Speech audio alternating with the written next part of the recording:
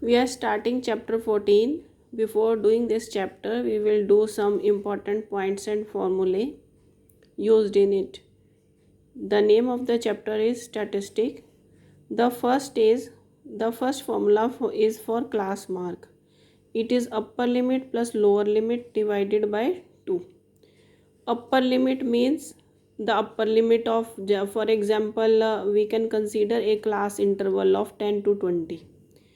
Then if we have a class interval from 10 to 20, then it means that this 10 is the lower limit and 20 is the upper limit. Then class mark will be lower limit plus upper limit divided by 2, means 10 plus 20 divided by 2, that will be 30 by 2. 30 by 2 means 15. Then the class mark of 10 to 20 will be 15. Then we come to the next point, that is mean of grouped data. Mean of grouped data is represented by x bar and it can be calculated by two methods. First is direct method, that is summation of fi xi upon summation fi. This summation is also known as sigma. Sigma fi xi upon sigma fi. What is this fi? Fi means f1 plus f2 plus f3 plus f4 plus and so on. Fn means if there are n number of terms, then sigma fi means summation of all of the frequencies up to n terms. Similarly, this summation of fi xi means first we will find the product of f and x. We will find the product of frequency and class mark. That will be fi xi means f1 x1 plus f2 x2 plus f3 x3 plus f4 x4. If there are number of terms are n, then it will be f1 x1 plus f2 x2 plus and so on up to fn xn. This sigma shows the summation. Summation means sum of all of the terms.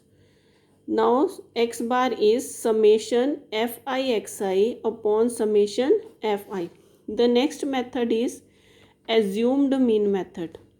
Assumed mean method is x bar is equal to a plus summation fi di upon summation fi. Now what is a?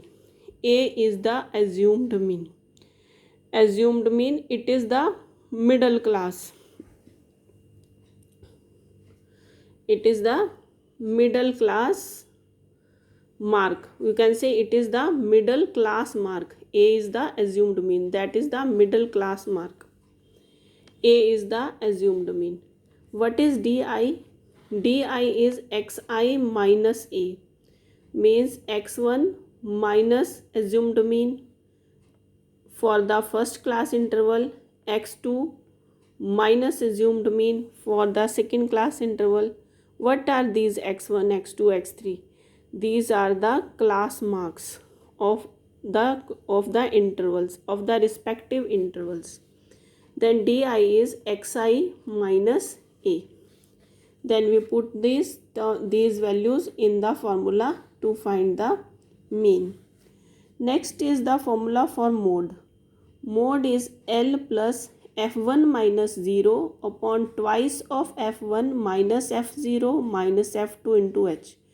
Here L is the lower limit of the modal class.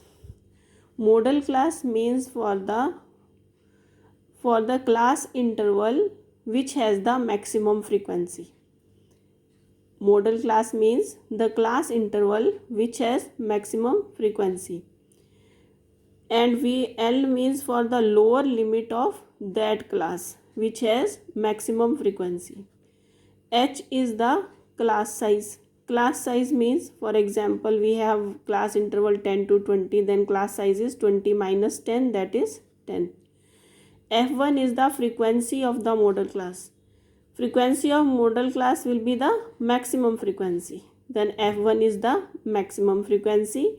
F1 is the frequency of modal class. f0 is the frequency of the class before f1. f0 is the frequency of the class just before f1, or we can say frequency of the class preceding the model class. Then f2 is frequency of the class succeeding the model class, means f2 is the frequency of the class next to f1. Then next is median. Median is represented by the formula L plus n by 2 minus Cf upon f into h. Now what is L? L is the lower limit, n is the number of observations, Cf is the cumulative frequency of the class preceding the median class. Cf, we take the cumulative frequency in the formula of the class that is before the median class. Then next is f is frequency of median class. F is frequency of median class. H is class size. You know that what is class size. One more formula that is used is thrice of median is equal to mode plus twice of mean. These are the formulae. This is a complete look for the all of the formulas.